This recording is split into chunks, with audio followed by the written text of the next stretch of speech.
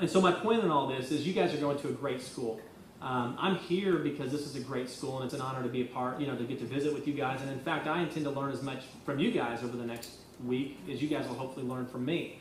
But this stuff fires me up. People who have your background and experience, that's what I love about Rockfish is I'm traveling a lot these days. But when I'm in the office, I spend a lot of time just kind of walking around, looking over people's shoulder, just kind of blown away at the stuff that we're able to work on and things that are happening today. And so this stuff fires me up. You guys are one of the, obviously, some would argue the best advertising school in the world. And you're going to have lots of opportunities when you graduate from this school. And you're going to have multiple decisions to make just like I did. And I want to kind of give you some advice in terms of how I tell students to make the right decision. And this is my third point, which is just simply have a vision of your future. What makes you happy? What are you passionate about? What fulfills you personally? What industries do you love? What do you see yourself doing 3 to 5 years from now? And what do you see yourself doing 20 years from now? Those are the questions to ask yourself. So in 3 to 5 years, where do you envision yourself? How do you see your life? And then 20 years from now, think bigger picture. Now look, the world's changing so fast, but have a general picture and direction of what it is that you want to accomplish in life. How many of you guys have seen the new Alice in Wonderland?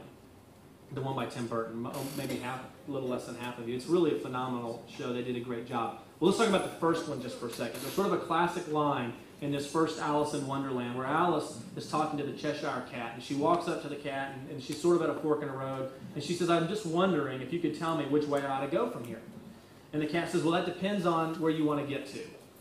And she replies, oh, it really doesn't matter as long, and he interrupts her and says, well, then it doesn't matter which way you go. And Alice says, well, so long as I get somewhere. To which the cat replies, oh, you're sure to do that if you only walk long enough.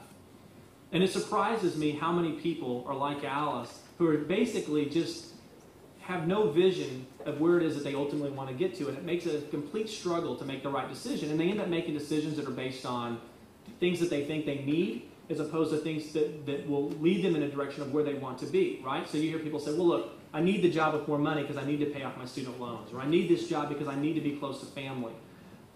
My point in this is to make your decisions based on where you want to be and not based on where you need to be. And I think you'll find that gives you, from a career direction standpoint, a lot of sort of practical advice about how to make the right choices if you have a clear vision of sort of where you see your life going. Because there's a lot of opportunities that you'll have before you, and ultimately you need some sort of guiding light or principle that leads you in the right direction.